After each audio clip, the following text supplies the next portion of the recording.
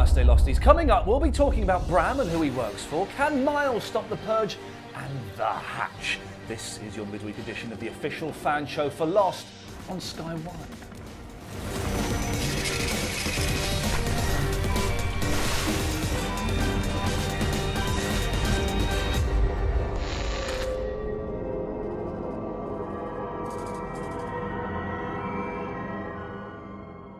Hey kids, they're here! Look, it's Paul Terry, the editor of the official Lost magazine. All right. Whatever. Over here, it's everyone's favourite, and it's really good that you came back again. It's Geeky Tom. Hey. I like him. Now, in the episode Some Like It Hoth, we met Bram again when he kidnaps Miles, and you've come up with a theory, Tom, that he represents a third side. The Dharma Initiative. Yes. Yeah. Well, okay, so we can assume he's definitely not working for Widmore, because Yeah. he says Widmore is the wrong side. Yeah. Why don't we think he's working for Ben? Just because, like, he said that, you know, the whole thing about the statue and the shadow. Yeah. And that woman, what's her face? Ilana. That's the one. Yeah. It's on the island, and they have Ben Linus there. They seem to not recognise him or kind of give him the time of day. Maybe that's by choice, but I think it's probably because they don't know who he is. Yeah. Do we know what lies in the shadow of the statue? No, we darn well want to know. Yeah, we That's do. the thing. Is it? Yeah. Is it going to just be the temple? I hope it's not a joke, like Tom said the other episode about the snowman thing. It better be. You said that, wasn't he? No, you were saying you hope it's not. You think it's code. Jesus. Week 13, yourselves. and it's things really have got tense here. It's the Lost Initiative. I don't know how much longer we can keep this going. So let's see if we can finish this show at the very, very least. The shadow could, of course, possibly refer to the smoke monster. That might be the shadow of the Very statue. nice. I hadn't thought about that. Very good. Yeah, nice one. Yeah. When, the way this works, Paul, is I say something, and that then hopefully starts you off on a conversation, not just you going, Right. oh yeah, okay. okay, no, yeah. So just that gives you... I like it. Hadn't thought about it, but I don't think it is. You just said exactly the same thing, but in a different voice. Possible, of course, that some of Bram's people have been watching Hurley. You know, remember Said killed those people outside the hospital? I thought they were more Ben related than Bran related. I don't think it's ever been cleared up, has it? No. Who they were. Well, Saeed thought they were Ben's assassins. But that's a bit more disturbing now, because it's when you really think about it, it was just literally going on blind faith of Ben saying, here's a list of people, just keep going around the world, kill all these people. It's fine, they're just Widmore's people. But yeah, maybe he's killing, really important people beyond that. Okay, so we know that the Losties and Ben knew they had to be on that plane because of Ms. Hawking, and they had to recreate the thing. Yeah, there's a small window, and they had to be on the Widmore could probably have been following Ben and the bookings, and so he could have got... True. But how would the Dharma people know? Have they got another pendulum somewhere? Well, there are more portals around, aren't the there? lamppost was a Dharma station, wasn't Yeah. it? So, but Hawking officially or unofficially Dharma? No, she wasn't, because we know that she wasn't. She was hostile with the... Yeah, so... Could the Dharma have got another pendulum somewhere? Well, that was... You did, in fairness, you did say that a long time ago. What? You said that there probably are more stations like the lamppost. Did I say that? Then yeah, then there is. definitely more lampposts. We got an email from Jeremy Bentham, isn't dead. Wouldn't the shadow of the statue be in different places during the course of the day, depending on the sun? Yeah, that's how shadows work, yes. So maybe it's a Dharma-style riddle to identify people who work for Dharma rather than an investigative question. Well, yeah, that's pretty obvious, isn't it? I think we've been saying that for a while now. I also have a very strong feeling that Bram and the new others are actually the children of the people who died in the Purge. That's not bad, is it? That's very good. That's not bad. Yeah, that's not bad. They're kind of like the next generation going back to get revenge. Act of vengeance, yeah.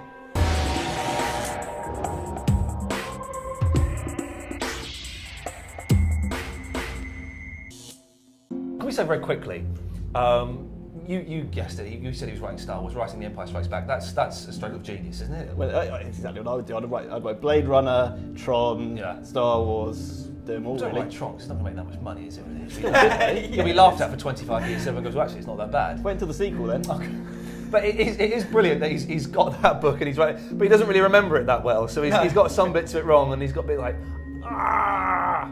I'd love to know what he changed though. Yeah, he said. Oh, well, the ending is going to be he gets on with his dad. That's the thing. He gets on with Darth Vader. Not what's dramatic, really, though, is it? But Miles meets his father and is struggling to know whether to build a relationship with him. I really think that Miles should just go and talk to Marvin Candle, Dr. Chang, and just say, I'm from the future, you're doing stuff with time travel, I can tell you a few things. And he'd be allowed to do that, wouldn't he, in the realms of... Well, Dan said that you shouldn't intervene. Faraday. Intervene with your own past because you can affect things in the future. Yeah, exactly. But we don't know whether it's string theory, which is that, or it's the other type of Back to the Future style time travel where everything that happens. Supposing he tells his dad there's a purge. Everyone on the island is going to get killed. Right. So what's his dad going to do? Kick everyone off. Send his mum and the baby off the island. So Miles actually saves people. Miles saves himself and his mum. And then his dad goes and hides and is the head of the other faction. Yeah, that makes sense. That's sweet. Yeah. That's sweet. But you can understand why he hasn't at this point, because he's confused himself about what the rules of the time travel situation are with that debate he had with Hurley. Yeah. So, There's a great line where he says, how do you know it's your dad? Well, day 3, my mum stood behind me in the dinner queue. I don't know all that. The meetings when they write this nonsense, what fun it must be. I just think, well, you can't do that because that goes against time travel. But that's the thing, it must be a joy to be in the room. It's really easy though, because in their head they either... It's very easy. No, but in their head they just know it's either you can either change the future or you can't. It's that simple. And if you can change the future, then... But no, it's not that simple. No, because you could influence the future. That's just changing it. But you could contradict stuff between episodes if you don't, keep a hand. Yeah, whatever happens. All I said was I'd like to be in the room when they're writing this. That's all. I don't expect, the Spanish Inquisition. No. Got an email from Four Toes. My guess, at some point, Miles will tell Chang that he's his son. Chang will react the same way as he did when the two rabbits were near each other in one of the orientation videos. That's why Chang kicks his wife and Miles off the island. Something bad happens if old Miles touches baby Miles. Chang was trying to prevent this. There is that could be, maybe doesn't mention the purge, but that's what you were saying. Yeah. Maybe it's the incidents. That'd be funny, wouldn't it? It's not. I don't know why I said that. No. Email from Thomas Humphrey. Correct me if I'm wrong, as I'm sure you will. Isn't it funny how Ben, Sun and Locke, who are in one timeline, have all come into close contact with Widmore, while Jack and Co. back in the 70s haven't ever met him? Coincidence? Yeah. Well, okay. Let's. You've dismissed Thomas Humphrey's theory. It is possible that by having some close proximity to Widmore, that you can't go back. A Widmore memory. Yeah. There's something in that. Thomas, 2 out of 3 thumbs up for that. But I can't take that any further, I'm afraid. If you want to send us your theories to either be torn to shreds or given the thumbs up, then send an email to lostonsky1@sky.com. Some emails about the Temple of Coming, Tom. Oh yeah, that's my favourite. Jennifer says, a lady. Hello. I have a theory that perhaps Jacob is in the actual temple and the smoke monster is keeping him captive. Maybe this is the reason he said, help me, the time we heard him speak in the cabin. The smoke monster is protecting access to the temple because of this. Any thoughts? Any thoughts? Jennifer asks you. There's never that many thoughts, ever. No. Yes. There you go. Do you think that Jacob's in the temple? I don't know, but I like the fact that she's reminding us all that he did say help me and sounded like he was in trouble. So that's pretty cool. I've been thinking recently that Jacob is the smoke monster, the one and the same thing. And all these. Sorry. What? I don't know. No, you've said it out loud. Let's kick you in the face. Okay. Jacob is the smoke monster? I don't know. Just the kind of entity of the island is the kind of. I think it is the smoke monster, or the smoky is the main feature, let's say, of the island, and the main kind of bad thing on it.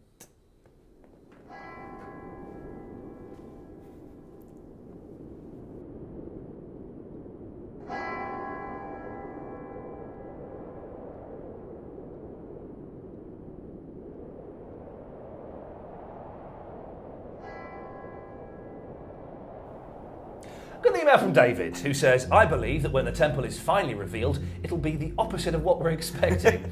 It will be a very scientific place with monitors and computers and equipment. I also think the temple is where the children and Cindy, the flight attendant from the first crash, are observing from. Now, yes, that's true. Cindy and those kids, what happened to them? Were they observing stuff? Yeah, and I'm just trying to remember what Jack was in that cage. Jack was in the cage. If you want to observe something, silly, go and observe something else. Santa Lucia is dead. Yeah, and she was like, I can't really explain what's going on, but we're all safe. It's it's hard to understand. Yeah, she seemed a little bit lucid, a little bit sort of out of it, and was like, we're just watching. We've come to watch. Could they be in the temple? Could the temple be like a sort of observation? I don't believe all that nonsense about it's going to have science and computers in there. That's rubbish. We don't know though, do we? Yeah, we do know. We do. That's not. I'm going to agree. Yeah, no, I think you're right. Ben, you're just doing it to be obtuse. I'm not being trying. You're doing it to get on my nerves. I think everyone should have you'd be my favourite. I'm going right off you. I just give every theory a chance, eh? No. So, but it could be an observation point. Yeah, but I was just trying to remember which season 3 or 4 when Ben said he sends everybody to the temple at the end when there's the big panic on, isn't it? Yeah. And he's like, everybody gets to the temple. All my people get to the temple, so a place of haven and safety. But we've seen the temple wall thing rip people inside, rip their arms off, and like so. That was the smoke monster. Yeah, but it's next to it's near the temple. So how safe could it be? Quite safe if you're. Or is Ben doing that to actually do something really nasty to his people? No. Why would he? He's protecting his people. Yeah, that's what. But does he really care about anybody? He cares about his people. Yeah, of course. How? But am I the only one speaking sense today? Both of these two idiots have come up with absolute tosh. An email from Aidan who says, my theory is that in episode 12, Dead is Dead, just before Ben is judged by the smoke monster in the temple, he sees a stone tablet depicting what appears to be the monster and the Egyptian god of the afterlife, Anubis. I believe that this is not meant to represent a relationship between the two, but a crucial event in the island's history, in which the monster attacked the giant statue, which I believe to be Anubis, causing it to collapse, possibly out of punishment to the island's ancient inhabitants, causing just a 4-toed foot to remain. Yeah, but so what? I was about to say that's quite smart, but then you just crushed it. Yeah. But so what? I don't get it. So what? I don't think it's supposed to be anything other than a statement of what possibly happens. The statue attack. The smoke monster attacks the statue. It's like foreshadowing an event. Yeah. Yeah, it kind of needs to. Why? Why did it do that? Yeah, why? What's the statue ever done? Yeah. Surely the statue, that's going to be like a massive explosion. But why would it? No, I don't get it. I'm sorry, Aidan, but no. If you want to become our friend on an internet networking site, we're on the Facebook. That's what they're called. What are you laughing at? Yeah.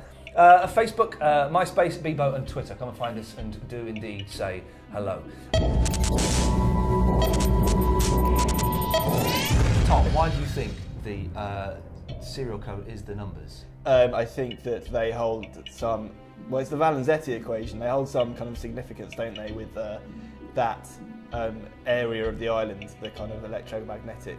Why is the hatch built though? Why? I always assumed it had been built to hide the jughead. It's something to do with tapping into that power that's hidden there when they're digging the hole. But the button doesn't tap into the button releases the power safely. Yeah, but they've tapped into something down there that they obviously shouldn't have done. But Hurley was always saying that the numbers had power. They weren't just numbers. Like that sort of collection of numbers together has a certain amount of power. So it's maybe it's like a seal. That's why they have to be on the hatch roof. And it's like drawing a pentagram or something on your door to protect you from stuff. That kind of warning. Or kind of that safety thing. One final email from Rosie, just going back to what happens with what could happen with Miles. What if the incident is that 30-year-old Miles and 3-month-old Miles do come into contact? It would explain Chang losing his arm, because we can assume he would be close to both of them. It would also explain why he gets so excited in the video with the 2 rabbits. I've forgotten about the arm thing. Yeah, that's good. Yeah, that is very good. It backs up what we were saying in the other episode. Yeah, I said that. So. Moving on. We've been gathering your videos to find out who is Sky One's biggest Lost fan. Someone is going to join us in the studio for a big Geek Off quiz. And of course, there's no prize. You just get to, you get to touch Tom. Well, there's conditions. So. If we're honest, a little bit of a rubbish competition. Nonetheless, we've got a new entry this week from Fred Lorenzo. Hi, I'm Fred, and I want to say why I am the biggest Lost fan. Like mostly every hardcore fan, I spend a lot of my time watching, rewatching, and analysing certain aspects of Lost. One of those fans who is to freeze frame, slow down the episode when I rewatch it, just to find those hidden secrets, the Easter eggs, or even the anagrams that regularly appear in Lost.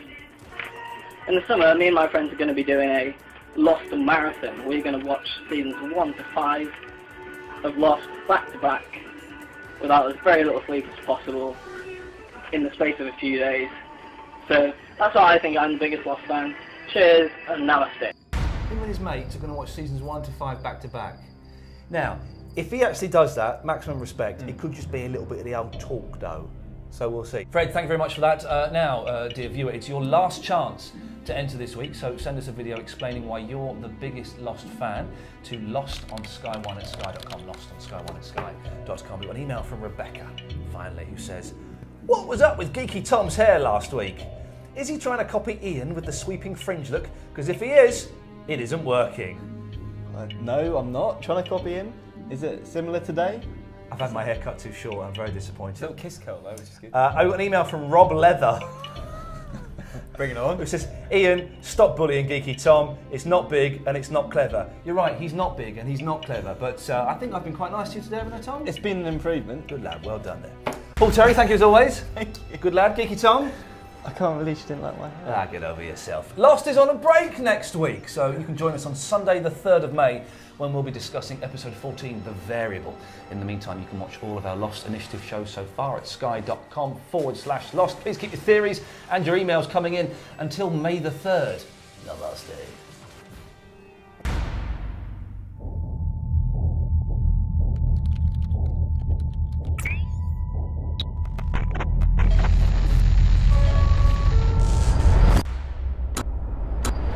Hello, my name's Donna. Okay, Derek. Hi, I'm Daryl. Hi, I'm Fred. I'm emailing all the way from New Zealand. And I'm here to tell you, I, Skyward's Biggest. Lost. Fan. You can stop your search because you found her. It's me.